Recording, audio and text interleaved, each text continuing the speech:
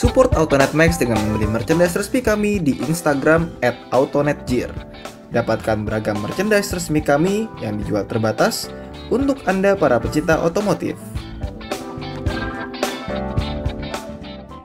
Kita lihat dalamnya yuk. Nah, masuk ke kabin mobil ini. Kalau tadi kan kita lihat di belakang legroom saya cukup luas, di depan juga sama. Ini kabinnya gede ya. Autonet Max viewers, di sini kamu bisa taruh tangan kamu sini. Masih ada jarak dari pundak saya ke pundak orang yang di sebelahnya. Dan yang saya suka juga mobil ini, dengerin deh. Nggak kedengeran kan suaranya? Karena ini dashboardnya soft touch, bukan dashboard plastik murah gitu ya. Jadi ini soft touch. Yang kesentuh sama tangan kamu kebanyakan soft touch. Ini juga sederan tangan tengah juga dia soft juga. Jadi oke lah bahannya kayak kamu naik dalemannya Golf gitu. Sementara setirnya ini ada motif jahitan dan tampaknya dia kulit, lapisan kulitnya jahitan kulit tuh, ada jahitannya. Jadi kamu kalau megang gini panas-panas kayak sekarang nggak akan panasan juga tangannya, enak. Untuk posisi mengemudi dia dilengkapi tilt steering maupun teleskopik. Ini yang sering orang lupa ya, dilengkapi dengan tilt steering tapi nggak teleskopik, jadi sama aja lo nggak bisa duduk mundur-mundur banget kan. Tapi kalau ada teleskopik gini, kamu bisa duduk mundur, bisa dimajuin, gaya tergantung gaya mengemudi kamu kayak gimana. Nah, untuk kuncinya mobil ini karena dia varian front wheel drive, dia nggak dilengkapi sama Sparky, jadi kuncinya masih kayak begini. Kamu bisa masukin juga. Dan satu hal yang mungkin kamu notice ya kalau naik mobil ini tuh, setirnya cukup gede ya. Kalau saya sih suka setir gede kayak gini, cuman buat kamu yang seneng nyetir lincah, manuver-manuver gitu agak kurang nyaman karena setirnya kegedean, jadi kayak bawa kapal laut gitu guys. Nyalain AC-nya cukup gampang. Oh iya, ada satu lagi yang saya suka dari mobil ini. Tombol-tombol tengah ini kalau kamu lihat semuanya tombolnya gede-gede. Ini gunanya apa? Ini tuh biasanya kayak gini di mobil-mobil Eropa karena maksudnya supaya kamu bisa ngoperasiin tombol-tombol ini kayak AC dan sebagainya tanpa harus melepas sarung tangan musim dingin. Kalau tombol kecil itu sarung tangan sudah lepas, sarung tangan dilepas tulangnya sakit biasanya. Jadi kalau gini tuh enak banget, nyaman banget, dan operasinya gampang juga kok. Ini cuma pencet AC begini dia nyala, muncul di multifunction display sini ya. Dia juga AC-nya dilengkapi dual zone. Kalau kamu mau ngaktifin dual zone, kamu tinggal pencet tombol sync ini. Nyala di sini dual zone, kamu bisa putar kiri kanan, temperaturnya mau berapa, kamu bisa atur. Kalau kamu pencet tombol sync, AC-nya jadi single zone lagi, kiri kanan nyatu semua. Itu gampang operasiinnya. Tombol-tombolnya juga bagus kok. Nggak banyak yang bisa dikomplainin lah, walaupun dia plastik ya, tapi at least bagian yang kesentuh sama kamunya soft touch.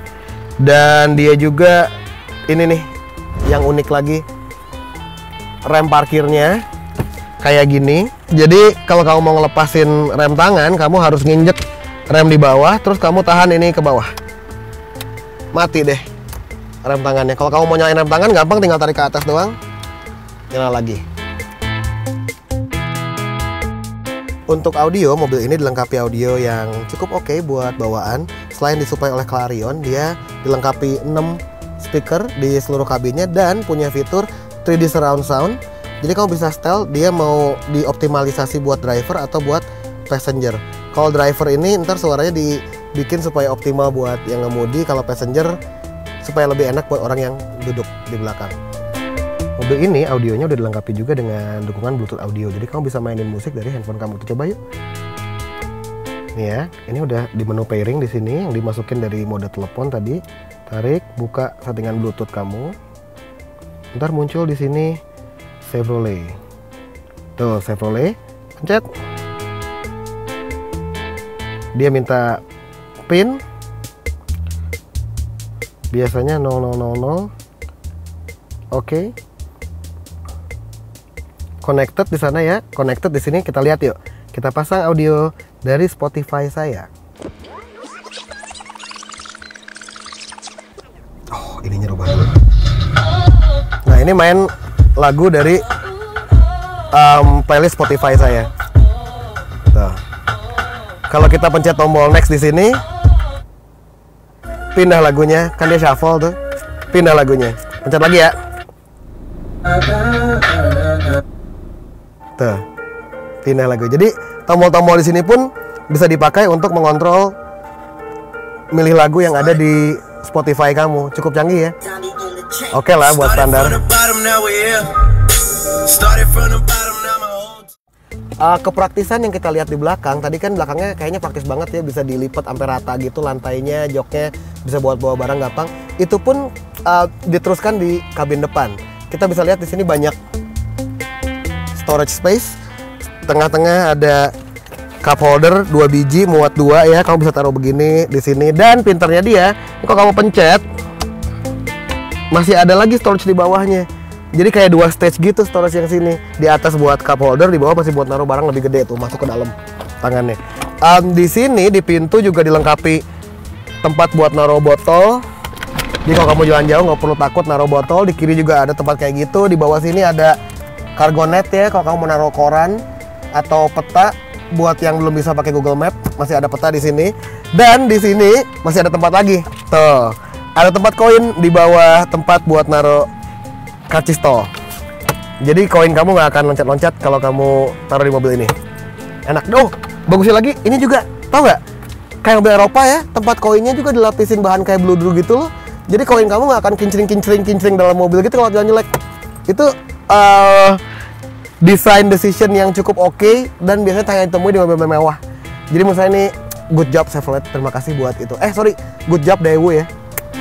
Untuk kualitas bahan kayak tadi kita obrolin ya, ini bagian-bagian yang tersentuh sama tangan, sebagian besar dia soft touch. Ini enggak, tapi ini soft touch. Ini di sini, ini juga soft touch. Dan yang saya suka lagi, dia bahannya fabric ya. Jok dan pintu fabric ya, kayak Recaro gitu. Menurut saya pribadi sih saya lebih seneng bahannya fabric begini daripada kulit imitasi. At least nggak bohong ya nggak. Untuk kontrol di sekitar setir, ada lagi desain yang saya suka karena dia fan-nya di kiri ya. Jadi nggak pusing gitu kalau naik. Kalau Jepang kan biasanya di kanan.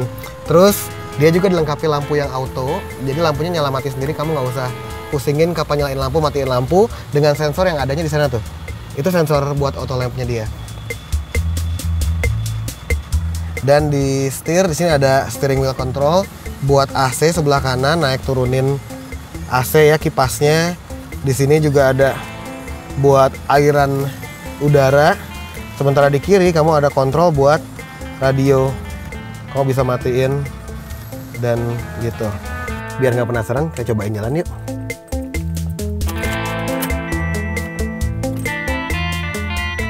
Wih, ini lampu peringatannya banyak banget ya. Nyala semua. Ini setirnya gede ya, Autonet Max Viewers ya.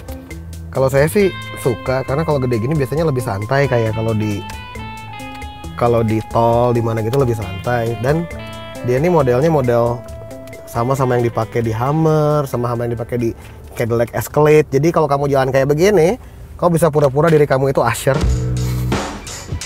atau Trey Songz gitu, jadi gaya.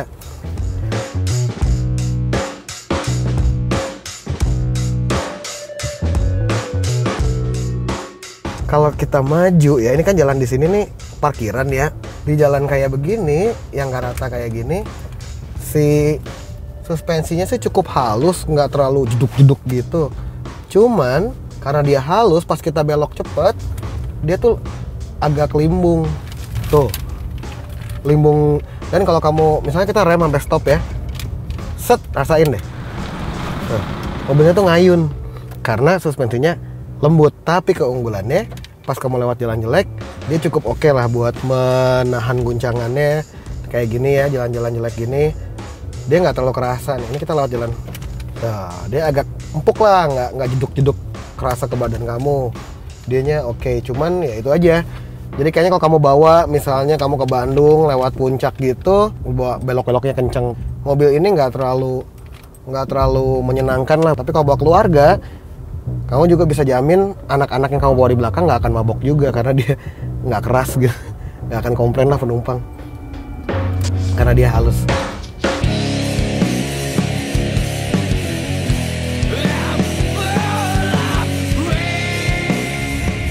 Nah, sekarang kita lagi jalan Autonet Max Viewers ya, pakai mode Eco. Mode Eco ini harusnya bisa cukup irit. Kalau dalam kota bisa sampai 18 lah ya, Jakarta macet gini itu cukup irit kan ya. Mobil saya aja 14 gitu. Tapi kalau pakai Eco dia irit, dan pakai Eco ini gasnya juga lebih jinak. Jadi meskipun dia torsinya 400, kamu pakai keadaan jalan pelan-pelan gini, jalan 20, mobil nggak endut-endutan gitu karena throttle response-nya juga lebih nyaman. Nah, kalau kita mau coba performanya, sebenarnya kita matiin Eco-nya di sini, karena mati. Kita maju ya. Ntar masih ada mobil di belakang. Oh ya, autonomous viewers yang mau lewat ini ya, itu salah satu contoh tadi yang pakai sasis gerobak sayur. Oke, kita ambil kanan ini. Nah, ketika Eco-nya mati, kerasa nih langsung gasnya lebih responsif. Kita belok kanan sini. Tapi ya, meskipun jalan jelek kerasa, tapi kerasanya tuh nggak kerasa tukang mung kamu gitu, nggak duk. Kalau jalan jelek tuh nggak itu. Nah, ini kan kosong jalan depan nih ya. Kita coba ya. Saya di D, terus saya habisin gasnya. Tuh, setelah lag pelan, lag sebentar tadi kira-kira sedetik, dia langsung narik tuh. Enak AutoNet Max viewers. Si torsi dia yang gede itu emang kerasa lah ya. Jadi kita mungkin bisa pegang omongan GM bahwa mesin ini bikin sekitar 163 PS. Saya rasa nggak bohong, karena emang tarikannya kerasa. Aduh, itu yang lewat cakep banget. Dan kalau buat saya ya, yang pendek sih, saya suka ini teleskopik steeringnya. Jadi saya bisa maju mundurin sesuai dengan postur badan saya. Untuk daya lihat keluar, mobil ini juga bagus karena kaca depannya tuh nggak eksesif ya miringnya.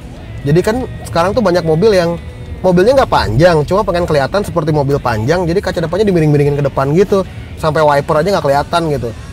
Ciri khasnya biasanya mobil kayak begitu ada kaca di sini nih. Mobil itu nggak ada karena emang kaca depannya deket. Dengan kaca depan deket gini, kamu nggak terlalu gede yang namanya blind spot tuh, nggak terlalu mengganggu. Ini saya belok kanan ya. Tuh kan, saya bisa belok kanan begini, nggak harus begini-begini gitu ya. Karena emang kacanya nggak ekstrim miringnya. Jadi enak. Untuk setir yang dilapis kulit tadi ngasih traksi yang cukup enak tangan saya, jadi nggak licin. Dan relasi kaki saya sama pedal juga nyaman ya. Mungkin karena ini mobil Eropa, jadi kaki saya tuh bisa lebar di bawah gitu, nggak nyempit-nyempit ke dalam gitu. Jadi duduknya enak aja, normal kayak gini, nggak maksa.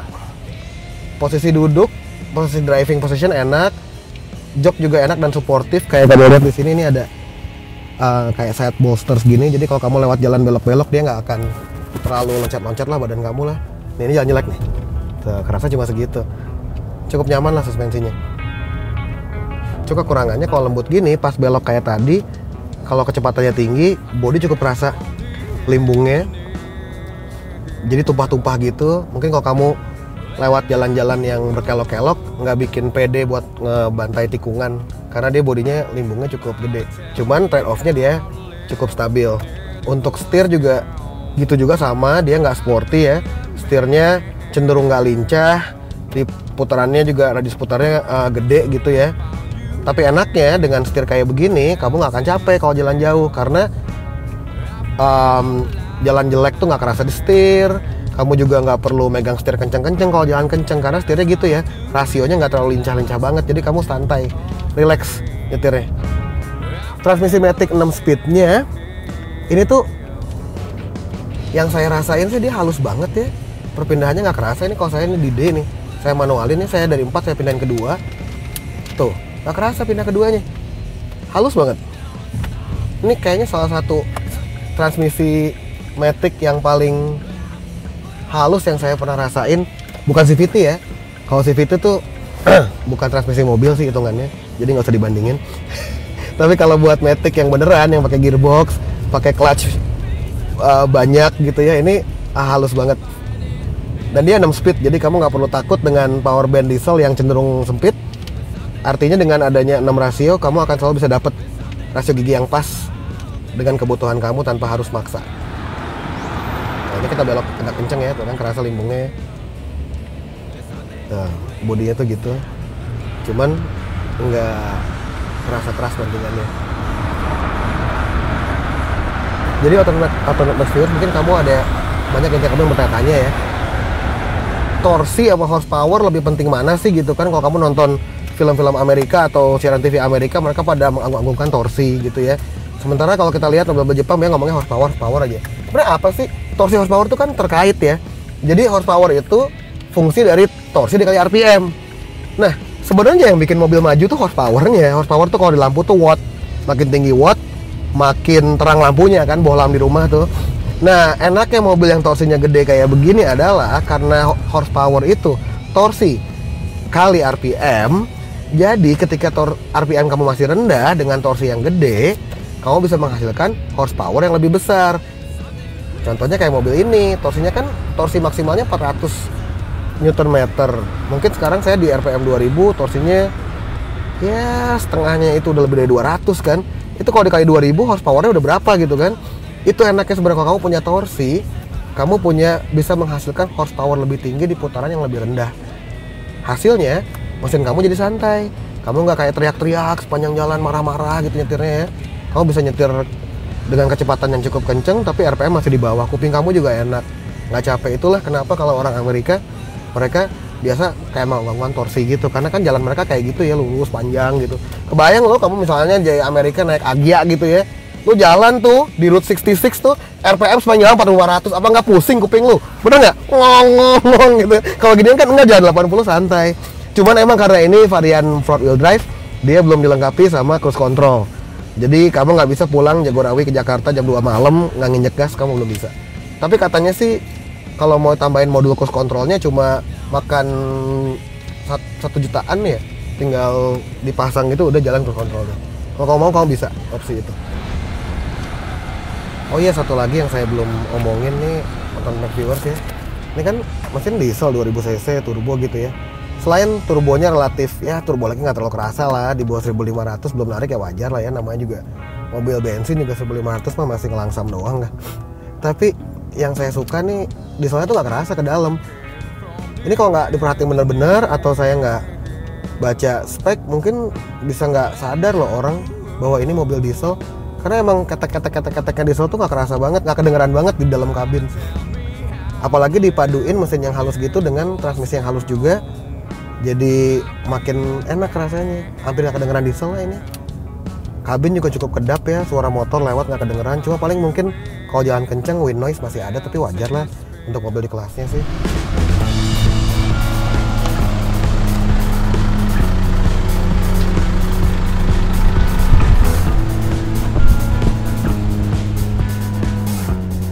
Jadi autonomous viewers, kesimpulannya kalau kamu nyari mobil mid-size SUV yang tinggi-tinggi, muat penumpang 7, harga relatif terjangkau, kamu layak beli mobil ini. Cuman karena mobil ini udah keluar dari tahun 2007, saran saya sih kamu carinya yang bekasnya. Second aja, nggak usah baru. Siapa tahu 2 tahun lagi keluar model baru. Daripada gigit jari, mending kamu beli yang secondnya. Tapi ini layak, build quality dia bagus, mesin cukup halus, transmisi maticnya super halus, torsi gede, jadi kamu nggak capek jalan jauh, nggak usah teriak-teriak mesinnya. Enak lah pokoknya ya. Bentuk bodi juga menurut saya salah satu yang terbaik di kelasnya ya, cakep gitu bentuk bodinya, nggak ada garis-garis aneh-aneh, ajaib-ajaib gimana-gimana. Dalam kabin juga cukup kedap, cuma emang dia agak limbung ya, jadi kalau kamu belok-belok lewat puncak gitu nggak usah kenceng-kenceng lah ya, daripada penumpangnya mabok.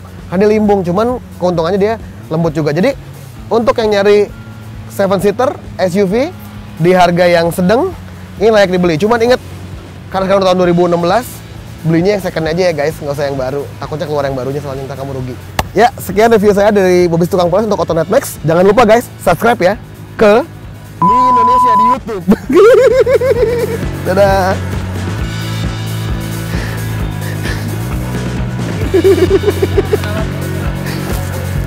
Oh bener, aduh cakep ya. Itu udah diapain aja bro? Ada biar kapibanya mendekat. Habis ini langsung masuk ke parkiran aja ya. Ada saya ini nggak? Saya Bobis Tukang Poles untuk AutoNet Max. Sampai ketemu lagi. Kenapa? Saya Bobis Tukang Poles. Iya. Jangan lupa subscribe. Berarti artinya ini klomnya asli ya kayaknya ya. Bukan klom palsu, tapi nggak tahu. Aslinya sih. Enggak ya, aslinya sih. Mana? Tidak asli kan?